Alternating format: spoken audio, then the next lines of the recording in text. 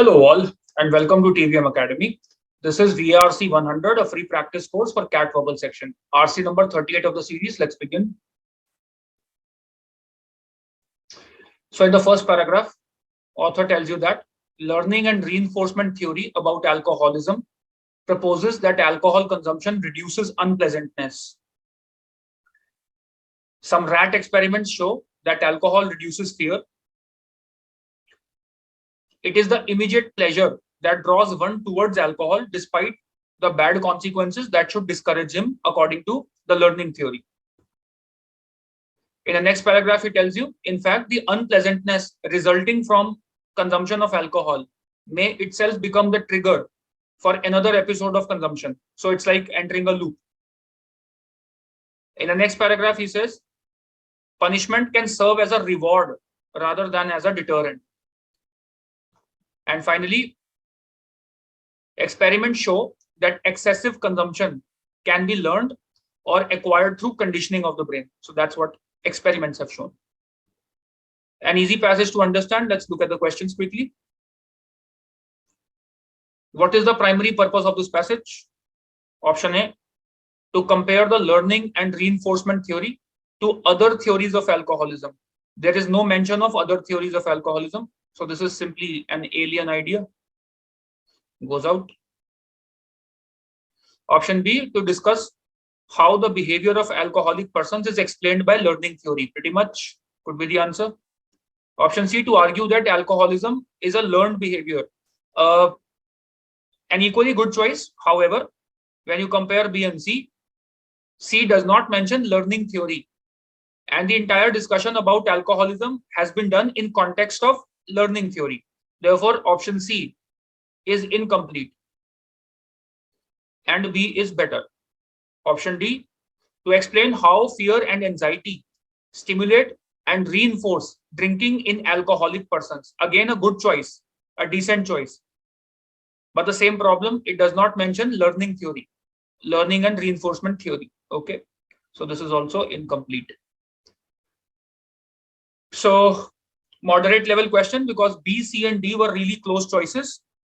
If you did not understand the idea that the entire discussion is in context of learning and reinforcement theory, you can well go wrong on this. So, okay, question 2. The passage contains information that answers which of the following questions? Option A, what are some of the psychosocial problems associated with alcoholism? Does the question answer this question? What are some of the psychosocial problems associated with alcoholism? Now, please note, in the third paragraph, author mentions alcoholic persons continue to drink in the face of family discord, loss of employment, illness, and other sequels of repeated bouts, which means these are the psychosocial problems. Family discord is one, loss of employment. So they involve a psychological element. They also involve a social element. So psychosocial problems, yes. Option A is the answer. Passage contains information to answer this question. But let us eliminate others also. Option B, which has proven more effective in treatment of alcoholism, aversion conditioning or reinforcement? Author does not make a direct comparison between these two theories, these two treatments, aversion conditioning and reinforcement. As a matter of fact, reinforcement is not even a treatment option. Reinforcement is a theory which author discusses. It's not a treatment option. So factually incorrect and also out of scope. Option C, why does alcohol ingestion reduce tension? Author does mention in the passage that alcohol ingestion reduces tension, and that is why people are drawn towards it. But why does it reduce tension? The why has not been answered. So option C is not the answer. Option D, according to the learning theory, in what cases does punishment reinforce alcoholic behavior? Again, author has not specified what cases, in what cases punishment reinforces alcoholic behavior. So this is also out of scope. Correct answer, option A. Question 3. Can be inferred from the passage that aversion conditioning is based on the principle that, okay, Now, what is aversion conditioning? Please understand. So in an experiment on rats, what these scientists did was they trained another group of rats to avoid electric shock. One group was trained to approach a food goal, and another group was trained to avoid electric shock. But when an injection of alcohol was given to these rats, the fear significantly reduced and they started approaching. The urge for food did not reduce. They started approaching food with less fear, relatively less fear.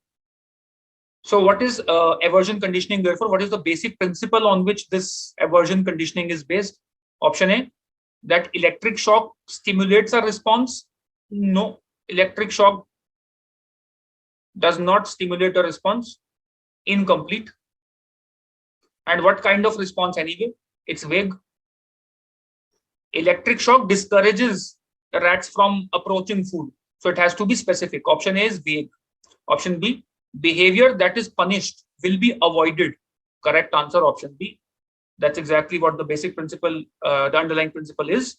Option C, pain is a stronger stimulus than pleasure. In this entire experiment, the scientists never compared the strength of pain and pleasure, or the strength of urge to avoid pain, with the strength of urge to seek pleasure. They never compared the two. So this is out. This comparison is alien to the passage. Option D, to alcohol reduces fear. A very tempting choice. Some of you, at least some of you must have marked this option D. But please note, option D is the result of the experiment. It is the finding of the experiment. It is not the basic principle underlying the experiment. It is the finding of the experiment. Therefore, option D goes out. Nice choice. Question 4. According to the passage, which of the following is true of stimulus generalization? This was an easy question. Stimulus generalization, as explained in the passage, is that here, 4th paragraph, conditions or events occurring at the time of reinforcement. So when a person is drinking alcohol, is consuming alcohol, the conditions that exist during that time, so if I am stressed, stress will become a stimulus in itself. So whenever I feel stressed, I will, take to alcohol. That is what the theory of stimulus generalization suggests or proposes. So conditions or events occurring at the time of reinforcement tend to acquire the characteristics of state of anxiety or fear. The emotional state itself takes on the properties of the stimulus. So if something stimulated me towards alcohol, let's say, I had a breakup and I am driven to alcohol, but the anxiety that I have, this anxiety, this emotional state will itself become a trigger. So whenever I feel anxious, I will take to alcohol. It's not just a breakup then. This is the theory of stimulus generalization. So you enter a loop. Also, when you are drinking alcohol, you have a feeling of fear. So even at the slightest indication of fear, you will again take to alcohol. So this is what the theory of stimulus generalization proposes. Option A. It contradicts the learning and reinforcement theory of alcohol. It does not really contradict it. The two theories are not contradictory. So this goes out. It is the process by which an organism learns to respond to pain and pleasure as similar stimuli. Please note, the organism or the human being in this case is not treating pain and pleasure as similar stimuli. He's treating a whole spectrum of emotional states, fear, anxiety, as general stimulus, and not pain and pleasure as similar stimuli. So option B is also out. So that all the negative emotions, come under one bracket and they evoke a similar response is what the passage proposes.